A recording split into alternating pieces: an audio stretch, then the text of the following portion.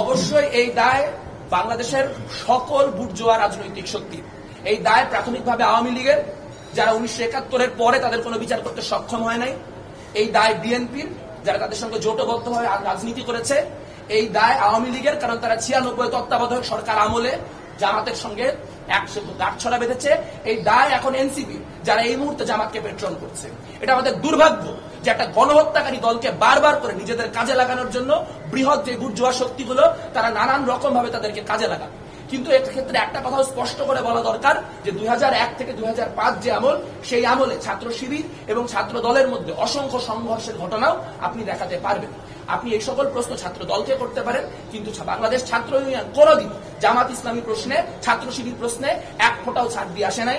আমরা মঈন হোসেন রাজুর সংগঠন, আমরা সঞ্জয় তলাপাত্রের সংগঠন, আমাদের বহু শহীদ আছে এই রাজাকারদের হাতে। কাজে আমরা কোনোভাবেই তাদের যে তাণ্ডব, এই তাণ্ডব মেনে নেব না। এবং তারা যে বিভিন্ন রকম গুপ্তবৃত্তির মধ্য দিয়ে রাজনীতিকে নিয়ন্ত্রণ করার চেষ্টা করছে, তার বিরুদ্ধে আমাদের যে ধিক্কার, তার বিরুদ্ধে যে আমাদের ঘৃণা, তা অব্যাহত থাকবে।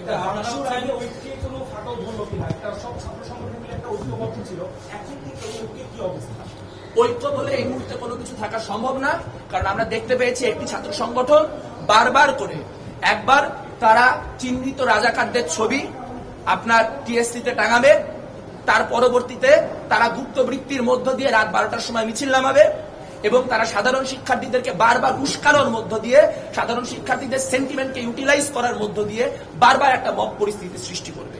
কাজেই যদি ঐক্যের জন্য কাউকে দায়ী করতে হয়, তাহলে তাদেরকে দায়ী করুন যাদেরকে 24-এ আমরা বামপন্থীরা, আপনারা সাক্ষী, প্রথম 6 মাস আমরা শিবির নিয়ে একটা শব্দ উচ্চারণ করি নাই, আমরা কোনো আলোচনা করতে চাইনি। কারণ আমরা ভেবেছিলাম যে তারা নতুন প্রজন্ম, তারা হয়তো নতুন করে নতুন ভাবে রাজনীতি করবে। কিন্তু এটা আমাদেরই বুদ্ধিমত্তার অভাব আসলে, যে আমরা ভুলে যাই যে আমরা যদি সকলে ভুলে যাই 1971-এ জামাত ইসলামের অবস্থান কি ছিল, জামাত ইসলামী নিজে তা ভুলতে পারে না। ফলে তার বারবার করে 1971 ভ্রান্ত ছিল, এই রাজনীতিতে তাই ফিরে যেতে হয়। কাজেই তাদের সঙ্গে কোন ধরনের ঐক্যবদ্ধ অবস্থান তৈরি করা তখনই সম্ভব যখন তারা প্রকৃতপক্ষে তাদের কৃতকর্মের জন্য ক্ষমা প্রার্থনা করবে এবং সেই অনুযায়ী তাদের রাজনীতি প্রকাশ্যে পরিচালনা করবে। গুপ্তঘাতক এবং যে রাজাকার, তাদের সাথে কোন ধরনের ঐক্যে মঈন হোসেন রাজু উত্তরসূরি না থাকবে। গণতান্ত্রিক সহাবস্থান নিয়ে যে প্রশ্নটি করেছেন, এই প্রশ্নের উত্তর দিয়ে শেষ করছি। সেটি হচ্ছে, তাদের সঙ্গে আমরা বিভিন্ন সময় টক শোতেও যাই, আজকে রাত্রেও তাদের সাথে আমার টক শো আছে। আমার টক শোর সাথে এটা পার্থক্য হচ্ছে, আমি তো শিবিরের কাজের দায় নিব না। আজকে এই মিটিং করে এসেছে, কালকে আবার আপনার হচ্ছে এই গুপ্তবৃত্তি করবে। তখন সারা দেশের মানুষ বলবে যে আচ্ছা, এই যে শিবিরের সাথে মিলে গুপ্তবৃত্তির জন্য তারা পারমিশন দিয়ে আসছে। গত 1 বছর আমাদেরকে এই জন্য যে পরিমাণ কথা শুনতে হয়েছে, আমরা তো সর্বোচ্চ চেষ্টা করছিলাম তাদের সাথে গণতান্ত্রিক অবস্থান বজায় রাখার। কিন্তু তারা যদি তাদের পুরানো খাইজলত থেকে বের না হইতে পারে, তাহলে সেই দায় কোনোভাবেই প্রগতিশীলদের দেওয়া যাবে না। আর আপনি বলতেছেন যে আজকে ছাত্র ইউনিয়নকে নিষিদ্ধ করে দেওয়ার কথা, যে সকল ছাত্র সংগঠন মিলে যদি নিষিদ্ধ করে, আমাদের কোনো আপত্তি নেই। সকল ছাত্র সংগঠন মিলে নিষিদ্ধ করা না, এটা কোন ছাত্র সংগঠন অন্য ছাত্র সংগঠনকে নিষিদ্ধ করার পক্ষে থাকে, এটা বেসিক সায়েন্স। কারণ আপনি জানেন যে কালকে আপনাকে নিষিদ্ধ করা হলে, আজকে আমাকে নিষিদ্ধ করা হলে কালকে আপনাকেও করা যেতে পারে। কমরেড মাইন আহমেদ যেটি বলে গেলেন সেটা এখানে খুব গুরুত্বপূর্ণ, যেটা একটা ঐতিহাসিক কনটেক্সট আছে। আমাদেরকে বারবার করে বোঝানো হচ্ছে শিবির যেন খুব নর্মালাইজ ছিল, আওয়ামী লীগ আমলে তাকে নর্মালাইজেশন নষ্ট করে দেওয়া হয়েছে। কাজেই এটা একটা ফ্যাসিজমের একটা চক্রান্ত, এটা আওয়ামী লীগের একটা চক্রান্ত। কিন্তু 90-এর দশকে এরশাদ পতনের পরে কেন সব বাম ডান মধ্য নির্বিশেষে সকল ছাত্র সংগঠন এই সিদ্ধান্ত নিয়েছিল? আপনারা বলতে পারেন?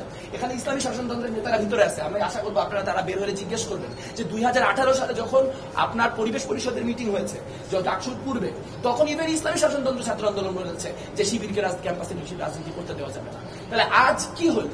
আজকে কি পরিবর্তন হইল যে আজকে এমন অবস্থা যে শিবিরের বিরোধিতা করলে তার বিরুদ্ধে গোটা অনলাইন ইনফ্রাস্ট্রাকচার নামে যাচ্ছে, তার বিরুদ্ধে হাজার হাজার বট নামায় দেওয়া হচ্ছে, তার বিরুদ্ধে গোটা রাষ্ট্রীয় অবকাঠামো নেমে যাচ্ছে। এভাবে করে যারা বৈপ্লবিক শক্তি, যারা গণতন্ত্রের শক্তি, তাদেরকে কখনোই আপনি আটকাইতে পারবেন না। এবং আমাদের যে প্রতিরোধ, সেই প্রতিরোধ জারি থাকবে। শিবিরের জন্য আহ্বান খোলা থাকবে যে তারা তাদের অতীতের ভুল প্রকাশ্যে স্বীকার করুক, তাদের 1971-এর যে তাদের পূর্বসূরীদের অবস্থান, সেই পূর্বসূরীদের অবস্থান ডিজোন করুক এবং গুপ্ত রাজনীতি থেকে বের হয়ে বিশ্ববিদ্যালয়ের প্রতিটা বিশ্ববিদ্যালয়, প্রতিটা কলেজে তাদের কর্মী কারা, সদস্য কারা, সৎ সাহস থাকলে তা প্রকাশ করুক। ধন্যবাদ।